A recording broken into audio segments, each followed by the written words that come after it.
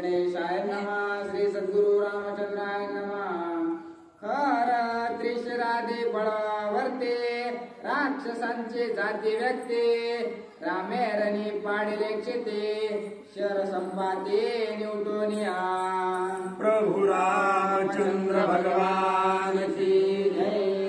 ब्रह्मानंद परम सुखदम केवलम ज्ञानमूर्ति द्वंद्वातीत गगन सदृशम तत्वमशानी लक्षणम एकम नित्यमलचलम चलम सर्वादि साक्षीभूतम भावातीत त्रिगुणरहितम सद्गुरुतम नमामि. सद्गुरुतम नमामि. सद्गुरुतम. प्रस्तुत या अध्यायामध्ये नाथ महाराज लिहितात आणि प्रसंग सांगतात खर आणि दूषण. कारण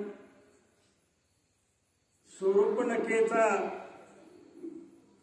छेद कान आणि नाक छेद झाल्यानंतर क्रोधित झालेले तिचे बंधू प्रभू रामचंद्रावर असणारा त्यांनी काय केलेला आहे, सूड उगवण्यासाठी प्रभू रामचंद्रावर त्यांनी हल्ला केला आणि प्रभू रामचंद्रांनी त्यांना कसं मारलं काय झालं ही कथा आपण काय केलेली आहे, ऐकलेली आहे कालच्या अध्यायामध्ये. आज आपल्याला नाथ महाराज याच्यानंतर पुढे काय झालं ते सांगण्याचा प्रयत्न करतात. एकला श्रीराम धनुष्य पाने युद्धे विचरता चरणे 14 सहस्र वीर श्रेणी पाडिली रणे क्षरघाते. आता गंमत बघा, प्रभू रामचंद्र एकला आणि राक्षसांची सैन्य सहस्त्र 14 सहस्र. सहस्र म्हणजे 1000 म्हणजे 14,000 राक्षस एका बाजूला आणि एकटा प्रभू रामचंद्र एका बाजूला. ताकद कशाची ही ताकद आहे सत्याची, सत्य वचनाची ताकद आहे. सत्य बोलणारा माणूस 1000 बोलणाऱ्याला घाबरत नाही. तसं प्रभू रामचंद्र 14,000 राक्षस असले तरी मात्र त्यांना घाबरत नाही, त्यांचा नायनाट करतात. अशा प्रकारचं वर्णन. ओम सांगा वया पुरते राक्षसांचे पुरुष व्यक्ते नाही उरली रणाप्रते बाणवरते. अरे सांगायला माणूस शिल्लक राहिले नाही अशी अवस्था झाली राक्षसांची. मला ओम सांगा वया देका उरले शूर्पणखा एका घेऊन लक्ष्मणाचा दाका मारोणी हाक पळाले. फक्त एक जण शिल्लक राहिले. कोण? की जिला नीट स्पष्ट बोलता येत नव्हतं. कसं बोलत होते सर? अहो काय सांगा तुम्हाला, आणि तसं म्हणून माझं सगळे भाऊ मेले, नातवंड मेले, सगळे मित्र मेले. म्हणजे कुणाला सांगितलं? रावणाला सांगण्यासारखे, म्हणजे असं बोंब मारून, अक्षरशः बोंब मारून सांगण्याकरता एकटी उरली. ती कशी सांगत होती, म्हणजे नाक कापल्यानंतर कसा आवाज येतो तशा अवस्थेमध्ये सांगत होती. आणि सगळ्या असणार वाईटाचा जर नाश होत असेल, वाईटाचा जर नाश व्हायला एकच कारण असेल तर माझ्या संशय की स्वरूपनखा जी आहे ना, अगोदर कधी सौंदर्यवान झाली, कसं फसवायचा प्रयत्न केला. आणि ही नाटकं जी असतात, ही नाटकच माणसाला अधोगतीला नेत असतात. कधीही माणसानं नाटक करू नये बरं का. सत्य स्वीकारत चालवं, काय असेल बरं असेल बरं असेल, सत्य स्वीकारित गेलं ना तर तुम्हाला असं नाटक करण्याची कधी वेळ येणार नाही. पण नाटक केले तर मात्र शिल्लक कोणी उरणार नाही. आता हे स्वरूपनखा कसं नाटक करते तिथं रावणाकडे जाऊन ते ऐका. रणे मर्दाचे दुखदुखा आते आक्रोशे करी शंका जनस्थाना आले देखा नक्ते मुका घेऊन. जनस्थानाच्या ठिकाणी आलेले आहेत, कोणी शिल्लक नव्हतं सांगायला.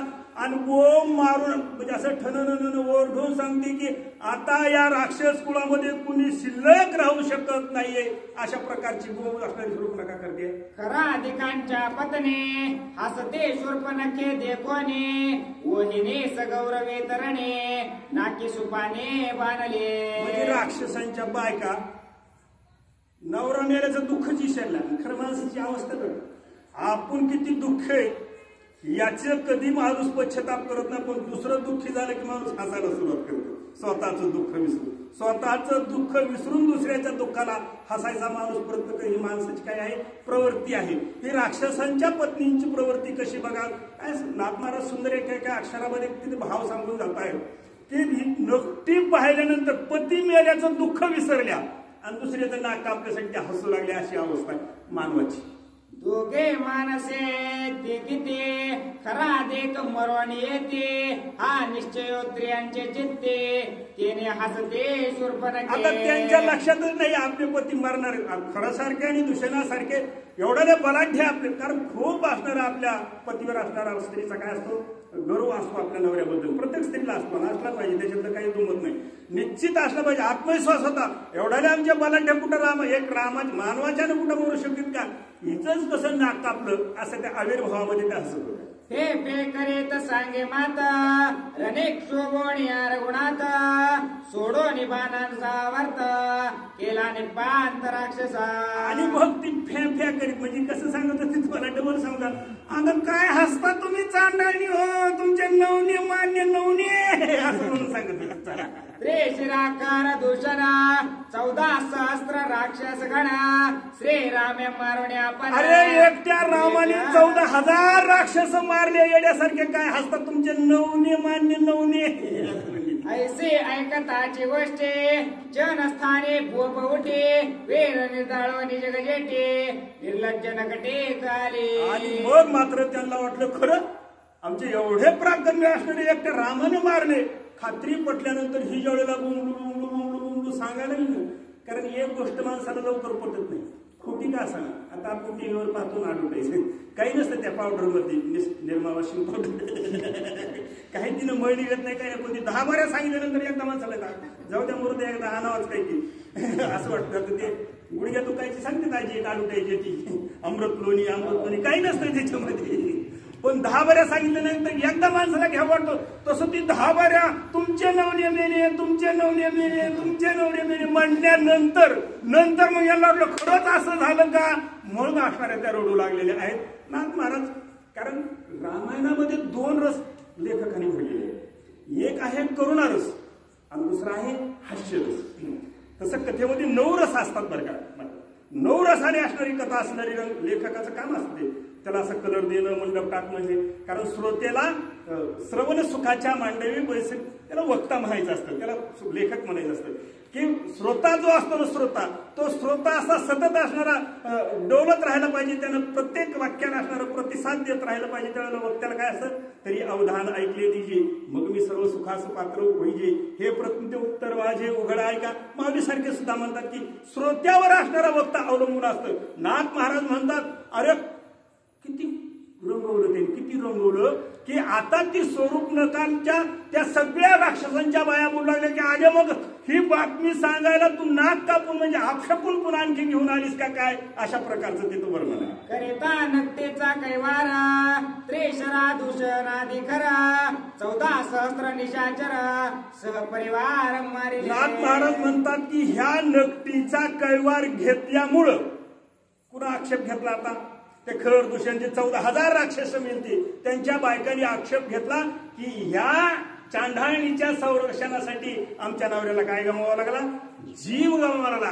एक स्त्रीच्या हट्टापायी बर का, एक स्त्रीच्या हट्टापायी आता किती मोठी राक्षस गेली. कुणाचा हट्ट होता, फक्त स्वरूप नकेचा हट्ट होता. नाथ महाराज एक ठिकाणी असं सुंदर वर्णन करतात. कोणी निर्मिली स्त्री पुराणी सबल पुण्य वृक्ष तोडी अविश्वासाची बेडी जीवाचे पायी घातली. एक स्त्री काय करू शकते, अख्खं कुळ नाश केला असेल तर फक्त एक स्वरूप नक्कीने केलेलं आहे असं वर्णन. नकटे भेटली ख्याते पुरुषांच्या जाती व्यक्ती ये गिळले अपशकुनार्थे अंबा भोवते रडू आली. आता लक्षात घ्या गाड्या, जर नकटी सगळ्या कुळाचा नाश करत असेल तर दिकनी काय करीत. म्हणून कधी आहारी जायचं, रामायण खूप छान शिकवतो, त्याच्यातलं शिकता आलं पाहिजे. गड्यानं काय सांगितलं, किती म्हणजे डबल असणार ते वाक्य उच्चारलं गेलं. नकटी एक नकटी जर सगळ्या कुळाचा नाश करत असेल तर केवढा बी महाराज असू द्या, केवढा बी पंडित असू द्या, दिकनी काय करेल लक्षात घ्या. चला वो मोठले घरोघरे दीर्घ स्वरे रडते नारे कोण कोणाते निवारे समभारे. अवस्था त्या जनस्थानावर राक्षसांच्या त्या नगरीमध्ये जनस्थानामध्ये अवस्था अशी झाली, सगळ्या धाय मोकळ असणाऱ्या त्या राक्षसांच्या बायका रडू लागलेल्या आपला पती गेला म्हणून. कोणी कोणाला गबसबाई म्हणावा, असं अवस्थाच नाही, कारण सगळ्यांच्या पती मेल्यामुळं एकच आरूढ झाला सगळ्या जनस्थानामध्ये. जनस्थान म्हणजे राक्षसांचं गाव आहे बरं का, ती वस्ती. चला, आम्ही रडो घरोघरे राखता नाही कोणी कैवारे, द्वेष निघोनी घरोघरे क्षणा माझा रे नागविते. आणि मग आता कोणीच कुणाला म्हणजे समजायला तिथं शिल्लक नाही. अख्खं सगळं जनस्थान रडत आहे. एका क्षणामध्ये सगळा आक्रोश त्या ठिकाणी सुरू झालेला आहे. कोणी गबसबाई म्हणायला तिथं शिल्लक राहिलेलं नाहीये. आता काय करते स्वरूप नका पुढे. राक्षसांचे भक्षिले द्विजांचे हाड द्वंद्व ब्राह्मणांचे ते येऊन याती अवेशे सर्वस्वेसे नागविते. आणि मग आता जे काही ब्रह्मसंबंध म्हणजे भूत त्याला सांगितले ती आलेले आहेत. जिथं ही राक्षसांचा 10,000 राक्षसांची प्रेत पडलेली आहेत, त्या प्रेत असणारे ते ब्रह्म राक्षस म्हणजे भूत काय करायले, ते प्रेत राक्षसांचे भक्षण करू लागलेले आहेत. अवस्था अशी होती बरं का, राक्षसी वृत्ती माणसाची बरं का. राक्षस म्हणजे काही एखादी जात आहे असं नाही, कारण त्यांनाही 2च डोळे होते, त्यांनाही 2च पाय होते, त्यांनाही 2च कान होते. मग राक्षस कशी काय झाली ती? एकतर ब्राह्मणाचं कुळ म्हणजे रावणाचं म्हणजे ब्राह्मणाचं कुळ आहे. ब्राह्मण वंशातली ती सगळी मंडळी आहे, अशी नाही आपल्यासारखी. मग ब्राह्मण वंशातली असताना सुद्धा त्यांना राक्षस असं समजलं गेलं. काय होतं त्यांच्याकडं? राक्षसी माणसाची वृत्ती आहे, क्रूर वृत्ती आहे, जी असणारी स्वार्थ वृत्ती आहे, क्रूर वृत्ती आहे, ती राक्षस वृत्ती आहे. आणि तीच वृत्ती असणारी काय करते? आपल्या कुळाचा नायनाट करते, स्वतःचा नायनाट करते. आपला मेल्यानंतर म्हणजे सोहळा होतो ना, मेल्यानंतर आपल्या प्रेताचा काय होतो? मेल्यानंतर सोहळा होतो. त्याला सजवल्या जातं, नव्या कपड्यात मानलं जातं, चौकाच्या खांद्यावर टाकल्या जातं, वाटलं तर पुढे वाजवल्या जातं, अगदी सगळे नाचून म्हणजे आपला सोहळा होतो. पण ज्यावेळेला राक्षसी वृत्तीने माणूस मरतो ना, त्यावेळेला मात्र त्याचा प्रेताचा सुद्धा सोहळा होत नाही. असा तर नाहीच नाही, पण प्रेताचा सोहळा होत नाही. त्या प्रेताला भूत असणारे असं तळून तोडून खातात. अशा प्रकारचं नातानी वर्णन केलं. ब्राह्मणांचे दादुलेपण माहेवनी अनुभव ते पूर्ण, त्यांचे दिदले जनस्थान आली नागवन रांडासे. कारण हे पुढची वेळ ब्राह्मणांचे ब्रह्मदंड राडा दंडने अति प्रचंड, शूर्पणखेचे काळे तोंड केले रांडावग्यांची. कारण आता माणसाला पश्चाताप होतो, पण कधी गोष्ट घडून गेल्या. विचार सागर नावाच्या ग्रंथामध्ये सांगितलेलं आहे की माणसानं झाल्यानंतर पुन्हा विचार करायचा नाही, करायच्या अगोदर विचार करायचा. बरं का, शुल्लक गोष्ट असो, मागचा पाय उचलून पुढे टाकायचा, पण टाकण्याच्या अगोदर विचार करायचा. टाकला आणि काटा टोचला पुन्हा बसला रडत, तसा नाही कधी विचार करायचा. कुठलंही कार्य करण्याच्या अगोदर विचार करायचा. पण इथं गंमत काही झाली, जनस्थान हे ब्राह्मणाचं ठिकाण होतं, तिकडून कब्जा केला, त्याच्यावर राक्षसांनी त्याच्यावर कब्जा केला. म्हणजे जनस्थान हे ब्राह्मणाचं ठिकाण असताना त्याच्यावर आपण अत्याचार केला, त्याच्यावर आक्रमण केलं. म्हणून आता पश्चातापाची वेळ आलेली आहे असं कोण बोंबलायला लागल्या? त्या राक्षसांच्या पत्नी म्हणायला लागल्या की आम्ही ही जागा ब्राह्मणांची हिसकून घेतली, विनाकारण आम्ही त्यांच्यावर अत्याचार केला, म्हणून आमच्यावर काय झाली, आमचे सुद्धा प्रियत सुद्धा आम्हाला संस्कारामध्ये जाळ पाडले, ते होतं खायला. ऐसिया रडते पडते एके कान केस तोडीते, एक अत्यंत हडबडते, एके आरडते आक्रोश. आता ही स्त्री मनाची अवस्था आहे की ज्यावेळेला एखादं दुःख होतं स्त्रीला, त्यावेळेला तोंडावर हाणून घेणं, छातीवर हाणून घेणं, केस तोडणं, गडबड गडबड अंगणात लोळणं, अशा प्रकारची ती अवस्था नागमारा त्याचं वर्णन करतात त्या स्त्रियांच्या राक्षसांच्या पत्नींचं. शूर्पणखा बोले पुढते तुम्ही येते रडाल किती, लागवे गे ब्राह्मण येते ते नागविते समजता. आता त्यावेळेला शूर्पणखा समजायला होती, पुन्हा दुसरं तर कोणी शिल्लक नव्हतं. म्हणजे आग लावली तीच आणि तीच समजून झालेलं. आग म्हणजे आता इथं रडत बसू नका, कारण हे ब्राह्मणाचं स्थान आहे. ते निक्यांची याच्यानंतर तुमचा सुद्धा ते काय करतील, तुमचा सुद्धा घातील. इथं आता राहणं सुद्धा उचित होणार नाही, कारण ब्राह्मण आपल्याला नागवल्यासोबत सोडणार नाहीयेत. अशा प्रकारची शूर्पणखा त्यांची समजून घालती. काय आता सांगायला सुरुवात करते, ऐका. पडलिया ब्राह्मणांचे बंदे सुटका नाही कल्पांत संधे, मग काही न चाले बुद्धे निघावे त्रिशुद्धे लंकेसी. आता इथं थांबण्यात अर्थ नाही, कारण ब्राह्मणाचा शाप लागला, एखाद्या सज्जनाला विनाकारण त्रास दिला, सज्जनाचा जर श्राप लागला ना, तर मग कल्पांती सुद्धा दुःख आपल्याला ते भोगल्याशिवाय भागणार नाही. आता या जनस्थानामध्ये आपल्याला राहता येणार नाही, कारण ही ब्राह्मणाची जागा आहे. आता ब्राह्मणाला कैवारी भेटलेला आहे, सत्याचा इथे विजय होऊ लागलेला आहे.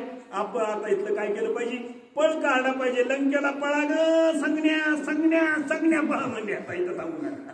येथे मारविले महाबळे, निघाले करावया लंकेची होळे. नकटे लागले राक्षस मुळे, रावण सकुळे निर्दाळावया. नाथ महाराज म्हणजे ही नक्की इथं जनस्थानामध्ये जी आता इथले सगळे संपले. आता लंकेमधल्या राक्षसांची बारी आहे. आता त्यांचा काटा काढण्यासाठी तिकडे निघालेली आहे सुवर्ण. द्विजा दिदले जनस्थान, शिष्यासह धावले ब्राह्मण.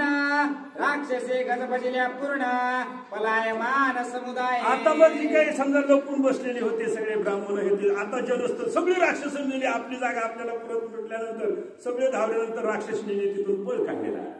द्वेष धावले पूर्व द्वंद्व अर्थे, विमान हिरो संपत्ते. तेथे राक्षसे भौतविते, मग येते का कुळते शूर्पणखे. मग त्या राक्षसनी होत्या ना, राक्षसनी त्या म्हणजे लंकेला जायचं, पण आता कसं जायचं, कारण समुद्र ते मोठं लांब तिकडं पल्ला. आता जायचं कसं, आपण कसं जावा. इथं ब्राह्मण आता आपल्याला राहू देत नाही. इथं राम नावाचा कोणीतरी आलेला आहे योद्धा, तोही आता आपल्याला इथं टिकू देणार नाही. जायचं कसं, तर मग काय केलं पाहिजे, त्यांचं ती विमानाची काहीतरी सोय लंकेकडून लंकेला जाण्यासाठी शूर्पणखेच्या माध्यमातून विमानाची सोय त्यांना बसून जाण्यासाठी करा. ब्राह्मण येते दाटे, विक्राळ रूपे धावे नकटे. तुम्हा अवघे आणते मी गोटे, म्हणून पाठे लागले. पण आता ब्राह्मण जनस्थान आपलं आहे. तिथं ज्या वेळेला ती आले त्यावेळेला त्या ब्राह्मणाला भेडवण्यासाठी ही काय करायची बरं का. आता त्या गोष्टी काही बोलू नाही, पण आता बोलल्याशिवाय वागत नाही. शास्त्र सांगतो स्वरूपनखा त्यांच्यावर धावायची, पण त्यावेळेला स्वरूपनखेचं स्वरूप कसं होतं बघा, अशी मोकळे केस. आता सगळ्याच बायाची मोकळे, म्हणून मी काय असं त्यांना राक्षस नाही म्हणणार नाही, कारण आता पुन्हा वादाचा विषय होईल युट्यूबमुळे तो एखाद्या वेळेला. हो, कोण सोडत होतं मोकळे केस? राक्षस. कशासाठी? भेडवण्यासाठी. आता काय, चला ब्राह्मण पळते उपरा उपरे, शंख करे ते दोन्ही करे. एक मुदती धोतरांतरे. मग ज्या वेळेला ही स्वरूप नका असं त्यांना भेडवायला लागले, अकराळ विक्राळ मुख केलं, सगळे हॅ करून धावायचे. त्यावेळेला बिचारे ब्राह्मण होते, ते घाबरायचे. आपली होती जागा जनस्थान आपलंच आहे, पण कब्जा करायला ते भेट होते, परत असणारे पडू लागत होते. त्यावेळेला काय घडतं, एका पुढे एक पळे बळे, पळता बैसले दात खेळे. नागवे आले श्रीरामा जवळे, धोत्रे पिटले युद्धी नाही. हे हास्यरसाचा भाग आहे. हास्यरसाचा. नाथ महाराज काय करतात, असं बसणाऱ्या माणसांनी कधी जांभळे देऊ नये. म्हणजे तुम्हाला कधी जांभळे येऊ नये, डोळा लागू नये, याच्यामुळं काय करतात. बरोबर कसं केलं, ज्यावेळेला घाबरलेली ब्राह्मण आहेत ना, घाबरलेली माणूस, घाबरलेली अवस्था फार कठीण असते. आमचे पांडुरंग महाराजांचे बघा रामायणामध्ये घाबरलेल्या माणसाचे विषय सांगायचे, सांगून जातो काय नाही, कोणा कोणा येणार नाराज झाला तरी काय अडचण नाही. म्हणजे घाबरलेल्या माणसाची कशी अवस्था. एक माणूस काय झालं बघा, एक माणूस सकाळी सकाळी टंबरेळ घेतलं, ते खेड्यातलं गाव होतं, आणि टंबरेळ हातामध्ये घेतलं सकाळी सकाळी रामाच्या पाऱ्यामध्ये, आणि असं गेला उसाच्या कडीला. आता गेल्यानंतर असं त्याने ते लुंगी फिरली, डोक्याला बांधली आणि चड्डी सोडून बसणार. इतक्यामध्ये त्या कुपाटीमध्ये एक मुंगस होत, ते मुंगसानं फुसफुस केलं. आता याने डबा टेकायचा आणि बसायचा, इतक्यामध्ये मुंगसाचा ते फुसफुस आवाज आला. आवाज आल्यानंतर त्याने तसंच ते ठमरेळ चड्डी धरून तसंच पळालं. पळाल्यानंतर समोरून 2-4 लोक आले. अरे म्हणजे अरे कुठं काय झालं काय? तो म्हणला सुमुंग सुमुंग सुमुंग सुमुंग सुमुंग. सुमुंग काय? तर म्हणला मुसुंग मुसुंग मुसुंग. अरे मुसुंग काय सुमुंग? आता म्हणला घुमस घुमस घुमस घुमस. अरे म्हणजे एवढा झाला कुठं धरला पकडला सांग. अरे गेलता कुठं? तो म्हणला हागाटीच्या कडीला, म्हणजे हागाटीच्या कडीला कुपाटीत बसलो होतो. हागाटीच्या कडीला कुपाटीत बसलो होतो, मला तिथं मुंगूस आलं. म्हणजे घाबरलेल्या माणसाची ही अवस्था असते. हा हास्यरस आहे. हा काही परमार्थाचा भाग आहे किंवा हा हास्यरस आहे. हा कशासाठी असतो? माणूस उल्हासित कसा होऊन ती कथा श्रवण करत. तसं नाथ महाराजांमध्ये ब्राह्मणांची अवस्था सांगतात. ब्राह्मण ज्या वेळेला पळाली ना, त्यावेळेला त्यांचं ते काष्टा सुटला, धोतर फुटलं, पंचांग पडलं, आणि नागवे असणारे पळू लागलेले आहेत जनस्थानामधून ब्राह्मण, असं बरोबर. मागे राहिले या पाटे शूर्पणखा गिळेल नकटे. आपल्याला शूर्पणखा खाऊन टाकील म्हणजे मरणाच्या भीतीपोटी आपली हक्काची जागा सोडून सुद्धा ते ब्राह्मण पळत होते. दापन समाय पोटे मार्ग लक्षणा भयद्रष्टे ब्राह्मण अतिशय संकटे पंचवटे पावले. आणि मग आता जिथं प्रभू रामचंद्र होते तिथं परत ब्राह्मण पळून लागलेले आहेत. का? मरणाच्या भीतीपोटी. कारण माणसाला सगळ्यात जर भीती कोणाची असेल तर मरणाची सगळ्यात जास्त भीती आहे. त्याच्यामुळे माणूस मरणा भीतीपोटी काही करायला तयार असतो. पळाले ते ब्राह्मण पडले कुठं अडकले तसेच पळाले आणि त्याने पंचवटी असणारी गाठली. प्रभू रामचंद्राचा आश्रय घेतलेला. श्रीरामा धाव पाव झडकरे शूर्पणखेने गांजले भारे गिळले गिळले निशाचरे. अव ही मानवी वृत्ती आहे बरं का ही मानवी वृत्ती. आम्ही जेव्हा लहान असायचो आता लहान असायचो त्यावेळेला आता रानामध्ये जागल बसायची आणि संध्याकाळच्या भाकरी घेऊन जायचं गावातून रानामध्ये. पण अशी पांदीचा रस्ता आणि तिथं मोठं चिंचाचं झाड होतं आणि सांगितलं की चिंचाच्या झाडावर हाडळ आहे बरं का. मग हाडळ आहे म्हटल्यानंतर आता भाकरीचं टोपलं घेतलं की त्या चिंचाचा झाडा पोचतो काही नाही इकडं ढगाला लागली कळ चालू गाणं रानात जाताना आणि चिंचाचं झाड आलं राम राम राम राम राम राम राम राम राम राम राम राम राम कवा ते चिंचाचं झाड वालाडून पुढे जाऊ पुढे गेलं की जर पंती अकेला शादी का खयाल झालं सुरू आमचं. म्हणजे माणसाला सांगायचा मुद्दा असा माणसाला भीती म्हटलं की देव वाटतो. तसं ब्राह्मण घाबरले राक्षस मिळालेले कळाल्याबरोबर आपली जागा हे सांगायला गेले. पण ज्या वेळेला शूर्पणखेनं भेडवलं तेव्हा परत असणारे प्रभू रामचंद्राकडे घाबरून पळाला. निर्भय देगा ब्राह्मणा दान दिदले जडस्थाना राम राज्य आले विघ्ना गो ब्राह्मणा गांजिले. ए रामा तू आम्हाला दान म्हणून दिलं पण तिथं विघ्न आलेलं आहे. तो ब्राह्मणाचं गाईचं रक्षण करणारा देव आहे. खरं सांगतो मला देव कोणासाठी आहे? देव फक्त दोघा जणांसाठी बरं का. समजून घ्या विषय कसा. देव फक्त दोघ. एक तर देव सज्जनासाठी आहे नाहीतर बरोबर आहे की नाही. आपल्याला देव पाहिजे. मग आपण सज्जन आहेत का दुर्जन आहेत? कारण आपली सज्जनता पावला पावलाला बदलती. आता सांगितली तशी. कारण जवळ चिंचाचं झाड येत नाही तेव्हा काही आम्हाला सज्जनतेचा संबंध नाही. चिंचाचं झाड आलं की आम्ही सज्जन. वारी निघली की आम्ही वारकरी. सप्ताह आला की माळकरी. एरवी हाडाची वारकरी. म्हणजे असे आपले म्हणजे आपण न सज्जन न दुर्जन. म्हणून आपण देवाच्या यादीमध्ये आपल्यासाठी देव नाहीच. कारण आपण देवाच्या यादीमध्ये कारण मी जबाबदारीने सांगतो बरं काय गोष्टी मला माहिती आहे की या स्टेजवरून सांगतोय आपल्यासाठी देव नाही. मग तुम्हाला तर आपल्यासाठी कोण आहे तर आपल्यासाठी नाथ महाराज, आपल्यासाठी ज्ञानेश्वर महाराज, आपल्यासाठी तुकाराम महाराज. कारण त्यांना सज्जनही चालतो आणि दुर्जनही चालतो. यारे यारे लहान थोर याती भलते नाही. कारण फक्त संतांच्या ठिकाणी आपला लाड चलतो. देव आपला लाड करत नाही. देव आपल्यासाठी नाही. देव आपल्यासाठी नाही. आता ही ब्राह्मण देवाला सांगतात देवा तू कशासाठी आहे? एकतर ब्राह्मणाचं रक्षण करण्यासाठी, गायीचं रक्षण करण्यासाठी, परित्राया साधूना विनाशाचे ते दुष्कृतम धर्म स्थापना अर्थाय वगैरे वगैरे वगैरे. मग अरे देवा तू समोर असताना आमची अशा हात ब्राह्मण प्रभू रामचंद्राच्या असं ठाव फोडून असणारे त्यांच्याकडे मागे. श्रीराम म्हणे लक्ष्मणासे म्या निर्दाळले राक्षसांसे कोण भेडसाविले ब्राह्मणांसे त्या भयासे निवारे. आता लक्ष्मण संत आहे बरं का. याच्यात लक्ष्मण कोण आहे? लक्ष्मण भक्त आहे, संत आहे. आता प्रत्यक्ष प्रभू रामचंद्राला त्यांचं निवारण करता आलं काय? आता गंमत आहे थोडी. मी आता जे तुम्हाला सांगितलं देव कोणासाठी याचं उत्तर आहे या ओळीमध्ये. कुणाला सांगतोय देव? लक्ष्मणाला सांगतो की अरे मी राक्षस तर मारली होती. मग राक्षस मारल्यानंतरही त्रास द्यायला आता कोण आहे तिथं? आता तू जाऊन बघ. पहिले ब्राह्मण पळवू गेले लोभे शूर्पणखे आले बोले ब्राह्मणांचे मांस खाऊ धावले तिथे देखिले लक्ष्मणे. मग लक्ष्मणाने ज्या वेळेला पाहिलं की का ब्राह्मण पळतायत तर त्यावेळेला लक्ष्मणाच्या लक्षात आलं की ब्राह्मण धावले लोभे. म्हणजे इथं सज्जनता त्यांची सज्जनता नव्हती. तुम्हाला गंमत सांगतो, सांगत असतात दृष्टांत आपली सज्जनता. आपण रस्त्याने चाललो, समोर दोन मूर्त्या पडल्या, एक रामाची मूर्ती आणि एक रावणाची मूर्ती. आपण कोणची उच्चारणार? रामाची. कारण आपण सज्जन आहे. आपण रामाचीच मूर्ती उचलणार. मी सुद्धा रामाचीच उचलली असते, तुम्ही सुद्धा. पण पुढे गेल्यानंतर तिथंही दोन मूर्ती, तिथंही एक रावणाची आणि एक रामाची. पण रावणाची मूर्ती सोन्याची आणि रामाची मूर्ती पाषाणाची. आता कोणती विचारणार? म्हणजे आपली सज्जता की ब्राह्मणाला संरक्षण दिलतच, पण लोभामुळे राम सोडला आणि आपापली जागा धरायला तिथे जलस्थानाला गेली. धावली ना मग, धावली खाण्यासाठी. पुन्हा रामाकडे पळाली. लक्ष्मणाच्या लक्षात आलं यांच्या मागे काय उशी लागते, का दुःख तुम्हाला भोगावं लागतं? लोभामुळं. या ओवीचा अर्थ स्पष्ट सांगतो. आपल्याला दुःख का भोगावं लागतं?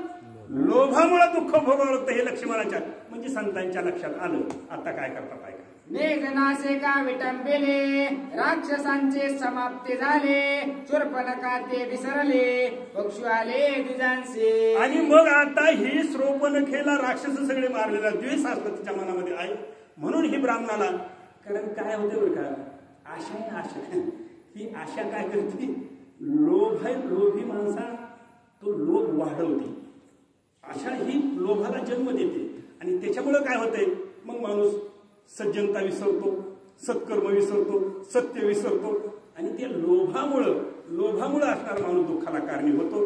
शूर्पणखा धावली, कुणावर धावली? लोभी आहेत म्हणून धावली, सज्जन आहेत म्हणून धावली नसते ती. हे लक्ष्मणाच्या लक्षात आलेलं. जेवे का मत्स्य आमिषा गेले, गळ ओढलिया ते तळमळे, त्याहून शूर्पणखेसी बोले, पक्षी आले द्विजमास. आणि मग त्या वेळेला एक दृष्टांत दिलाय बरं का.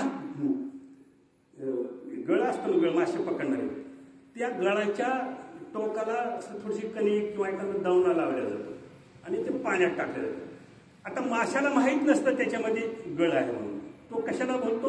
आमिषाला बोलतो. आमिषाला भुलतो आणि स्वतःचा प्राण त्या ठिकाणी घालून बसतो. तशी अवस्था त्या ब्राह्मणाची झालेली. लोभाला बळी पडले. ते मांस आता असणार ते खावायला धावू लागलेले आहे शूर्पणखा. बाप विषयाचे आवडे, ना आठवते दुःख कोडे, विसरो मरण ओढे, विषय गोडे वाढविते. 5 रस आहेत ना, 5 विषय. एक जर विषय असाल तर माणूस त्याचं मरण त्या विषयामध्ये असतं. रूप, रस, गंध, स्पर्श, नाद, ही जी 5 एक त्याच्यात प्राण जातोय त्याचा. हरणाचा, माशाचा, स्पर्शमुळे हत्तीचा. पण माणूस मरण विसरून का व्हायना पण त्याच रसाचा स्पर्श करतोय. माहिती हो मला, मी मरणारच आहे. खरं वागलं तरी मरणारच आहे, खोटं वागलं तरी माहिती आहे मला. मग तरीही असणार जणू का कधी मरणारच नाही म्हणून दुसऱ्याला कशी जीवन जगतो. कधी मी मरणारच नाही, मी कधी संपणारच नाही, आविर्भावामध्ये ते जीवन जगतो. का मग? तर ते विषयाचा असणारा गंध त्याला लागलेला आहे. विषय लोभी झाल्यामुळं मरण विसरतो. या ओळीचा असा अर्थ आहे की माणूस सुद्धा विषांत झाल्यामुळंच असणारा मरण विसरून जी दुष्कृत्य करतो, जे कृत्य करतो वाईट, ही सगळी माणूस काय करते? मरण विसरून ते कर्म करत असते लोभामुळे.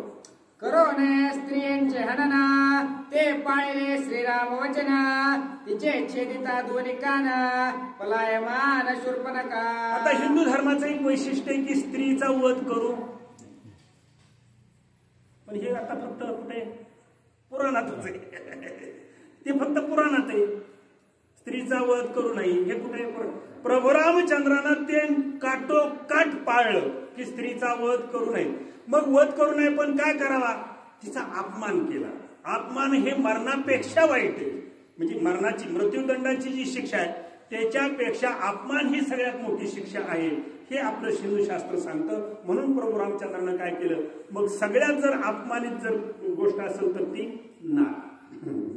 सगळ्यात राग, सगळ्यात क्रोध सगळ्यात माणसाला नाकात राग असतो. नाकच मग नाकच कापायचं आहे, अपमानित करायचं. म्हणून प्रभू रामचंद्रानं स्त्रीचा वध करू नये म्हणून नाक आणि कान कापून अपमानित केलं. ही मरणापेक्षा वाईट अवस्था तिची. राक्षस पत्न्यास वेगेओने, शूर्पणखा बैसे विमाने, लंका भुवन. ब्राह्मणाला भेडवलेला आहे. नाक मला सुंदर वर्णन करतात. ब्राह्मणाला भेडवलेला आहे. ब्राह्मणाला असणारं प्रभू रामचंद्राकडे लावलेलं आणि कुणाला? ब्राह्मणाला. कुठं भेडवलं? दुःख देऊन. आपल्याला आपल्याला सुद्धा भीती कोणाची होती? दुःखाची. ज्यावेळेला दुःख असते त्यावेळेला आपण कुठे जातो? ब्राह्मणाला नाही भेडवलं, आपल्याला भेडवलंय, आपल्याला भेडवलंय. आणि भेडवल्यानंतर आपण चाललेलो. आता त्यांना भेडवून ते देवाकडे लावले. आणि ज्या राक्षस पत्न्या होता, आता हा कथेचा भाग आहे, भावार्थ याच्यामध्ये नाही, कथेचा भाग आहे. सगळ्या राक्षस पत्न्या मनामध्ये बसवलेल्या आहेत. आणि ही शूर्पणखा आता तिचं उरलेलं काम करायला लंकेला निघाली. शूर्पणखा मुख्य विमाने, माश्या गोंगते नाकिकाने, संगे स्त्रियांच्या संकध्वने, अक्रंदोने जलपते. किती माणूस वाईट कृत्य करतो. एवढा सुंदर निर्देश प्राप्त झाला, एवढा सुंदर निर्देश प्राप्त झाला, ज्याला आपण मुख कमल म्हणतो. पण क्रूर कर्मामुळं नसतं नाटक सुंदरपणाचं केलं, लक्ष्मणाला फसवायला नसती गेली तर त्या मुख कमलावर आता माश्या बसल्या असत्या का? नाटक करायला गेली, दुसऱ्याला फसवायला गेली. बरं का, दुसऱ्याला फसवायला गेली. सिंपल अर्थ आहे, सोपा अर्थ आहे. स्वरूप नटेच्या तोंडावर माश्या का बसल्या? ज्याला आपण मुख कमल म्हणतो, त्या कमळावर माश्या का बसल्या? त्याच कारण दुसऱ्याला फसवायला गेली म्हणून नाक गेलं, कान गेलं. नुसतं गेलं नाही तर त्याच्यावर आता माश्या बसायला लागल्या. बसायला इमान होतं, बसायला इमान होतं. मग एवढं ऐश्वर होतं तरी पण तोंडावर माश्या. इतक्या सुंदर निर्देहाची काय अवस्था म्हणून स्वतःच्या कर्मानं करून घेतं, शिकण्यासारखा अध्याय. चला.